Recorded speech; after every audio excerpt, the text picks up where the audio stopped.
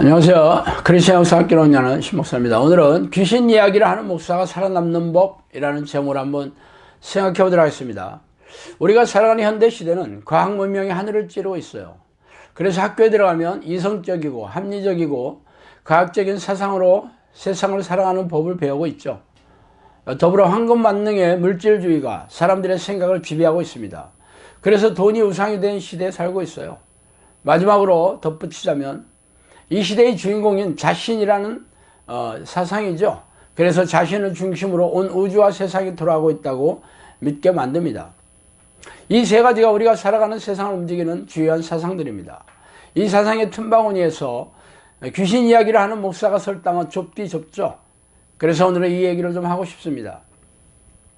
왜 하나님이 사람들의 기억에서 잊혀져 가고 교회가 관심의 대상에서 멀어져 가고 있는지 아십니까? 그 이유가 바로 제가 지금 말씀드린 세 가지 사상 때문이죠. 아이들이 학교에 들어가면 이성적이고 합리적이며 과학적인 사고방식으로 판단하는 법을 배우게 되며 평생 동안 이 사고방식은 사람들의 생각을 지배합니다. 그래서 사람들이 교회에 오면 이분법적인 사고방식으로 적용하는 법을 배워야 합니다. 교회에 오면 영적인 사고방식을, 세상에 나가면 세상적인 방식을 말이에요. 그래서 영적인 이야기는 예배 설교 시간에 듣는 성경의 내용에 만족하죠. 로마에 가면 로마의 법을 따르라는 말처럼 세상에 나가면 세상의 원리에 따라야 합니다. 솔직히 말해서 교회를 움직이는 원리도 세상의 법칙이 주도하고 있죠. 예를 들어 교회 성장이라는 말은 교인 수가 많아지는 것을 말하고, 전도의 방식은 다단계 사업가나 보험 설계사가 영업하는 방식과 다르지 않습니다. 다단계 사업가는 사람들을 끌어들여 그들의 매뉴얼로 잘 짜인 교육장에 참석하게 만들어 세뇌를 시키는 것이며, 보험 설계사가 하는 방식은 온갖 선물로 차가운 마음을 녹여서 열게 만든 뒤 팔아달라고 흡수하는 작전이죠. 그래서 전도하는 사람들은 사은품으로 무장한 채 사람들을 찾아다니고 있으며, 자신들의 이야기를 들어주는 사람들을 만나면 교회를 끌어들여 지극정성으로 환대하여 마음을 녹이고 수많은 예배의식에 참석하게 하여 덕담과 축복, 위로와 격려로 포장한 교단 교리를 정신없이 들려주어 세뇌시키고 있습니다. 이런 전도 방식이나 교회 성장 방식이 과연 성경적인 방식일까요? 아니죠. 세상적인 방식이죠. 신학교를 졸업하고 상가 지혜를 세뇌어 개척교회를 시작하면 100이면 100 쫄딱 망합니다. 대부분의 크리스천들이 웅장하고 럭셔리한 대형교회에서 현학적이고 감성을 터치하는 세련된 설교를 듣고 싶어 하기 때문이죠. 그래서 목회 성공을 하려면 처음부터 100평이 넘는 지상 건물을 임대하든지 아니면 중견교회 담임 목사로 청빙받아야 할 것입니다. 이렇듯 교회 안에도 세상의 방식이 지배하고 있으니 아이러니한 일이죠. 그러나 성경의 교회 성장 방식과 전도 방식은 이러한 세상적인 방식이 아닙니다. 성령의 능력으로 귀신을 쫓아내고 고질병을 치유하면서 영혼을 구원하고 교회를 세워나갔습니다.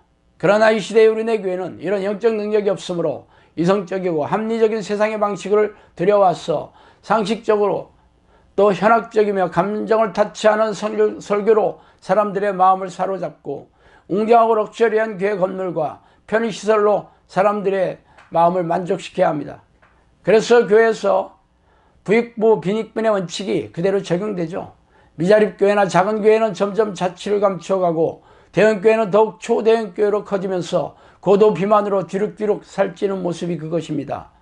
기이하게도 중견교회를 대형교회, 대형교회를 초대형교회로 만드는 토대는 황금 만능의 물질주의 사상이죠. 그래서 대형교회 담임 목사의 설교는 항상 부자와 세속적인 성공이 하나님이 주시는 선물이라는 등식을 선포하고 있습니다. 그래서 담임 목사의 목회 성공을 위해서 교인들에게 기복신앙을 세뇌시키고 있죠.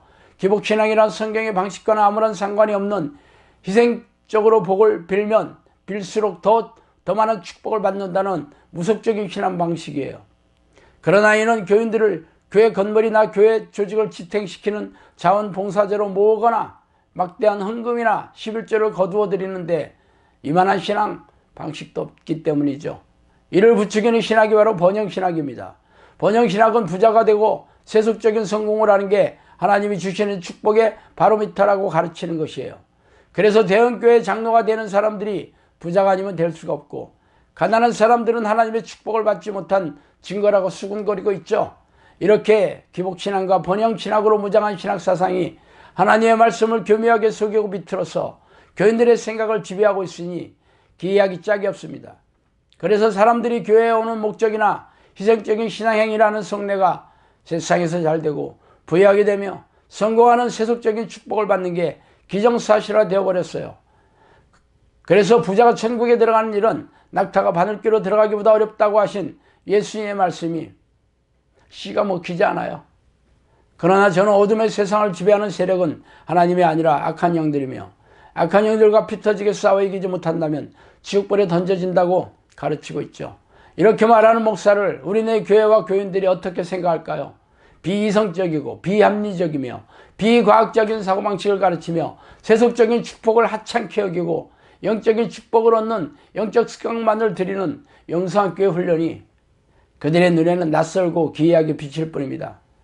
그래서 그들은 자신의 교회와는 다른 신앙 방식이 곧 이단교회라는 손쉬운 이분법을 적용하며 저의 주장을 자신의 생각에서 떼어내고 있죠.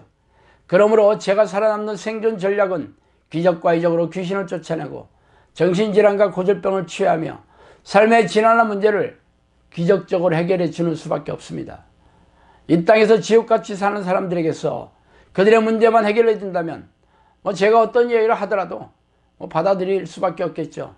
이것이 입만 열면 귀신 이야기라는 제가 살아남는 생존 비결입니다.